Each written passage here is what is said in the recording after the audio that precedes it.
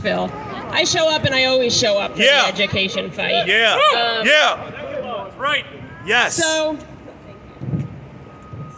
hello everybody. I want to thank all of the parents who organized this and all of the activists who organized this day, the education activists that I've worked with for so long, because I know how much work it is. I've been here before. We have had to stand up for parents and stand up for kids again and again. What I really want to just say today is that, of course, we need to expand G&T and not eliminate it. But, you know, G&T is just one of the many great programs that has been on the chopping block during the Bill de Blasio years. We have had to fight to keep SHSAT. We have had to fight to keep gifted and talented. We have had to fight on individual school levels to keep honors math programs and special progress programs in our middle schools and in our high schools, because the Bill de Blasio idea of education has been wrong all along. If we look back when Bill de Blasio started, and I'm a fair woman, so I'm going to give credit where credit is due. He did a good job with universal pre-K, and 2 out of my 4 kids who are public school students were able to take advantage of universal pre-K. That was smart.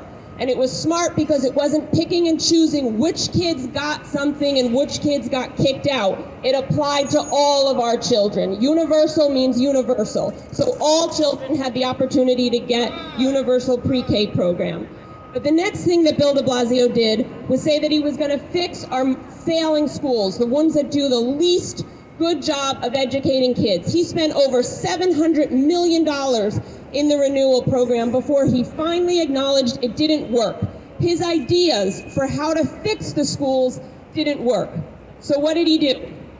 He took the $1.6 million G&T program and decided to cancel that.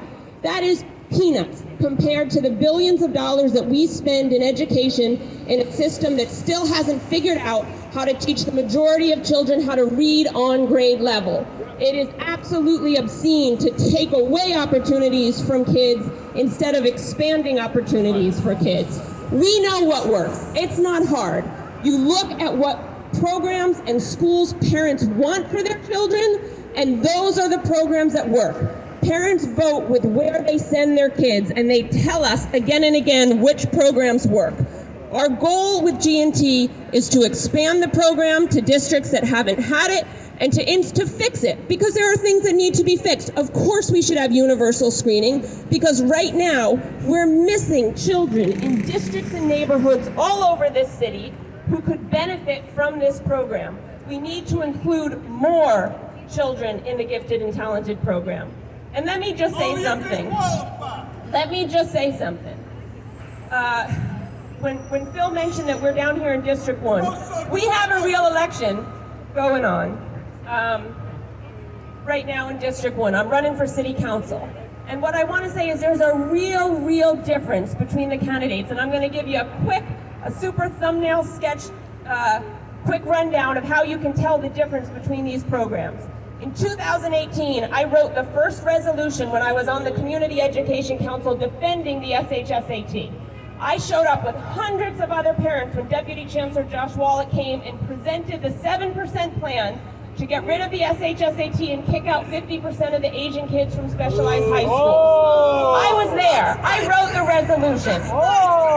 My opponent, Chris Marte, who did not show up here today, was not there in 2018. He did not show up.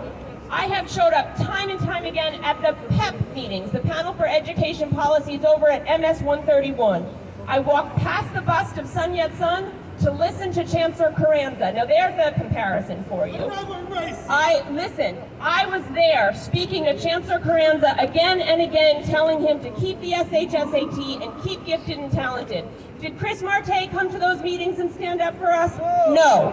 I went to Albany to fight and to talk to our state elected officials and tell them that we needed to keep the SHSAT. Did Chris Marte show up? No. I spent 2 years on the Community Education Council writing resolutions that fight for our kids' education. Did I ever, in those 4 years that I was there, see Chris Marte show up? Not once did he come and speak up on behalf of education. And finally, the last thing I want to say is I have stood up again and again and again to keep school safety agents in our schools. If you want to be a city council person, if you become a city council person, which is what I'm trying to do, you go to work and you walk past security agents who don't let anyone in the building where you work if you're a city council person. My opponent has said again and again that we should remove school safety agents from our schools. Not only do we need school safety agents in our school, we need our police and our streets and our subways to keep our cities safe with common sense policies that create the public safety we need in our schools and all over our city. So I just want to say that when it comes to showing up for education and fighting for education, I have been there and I will continue to be there. And I'm happy to stand with all of these parents who work so hard to fight for our children. So thank you. Thank you, Mo. Thank you, Mo. Next we have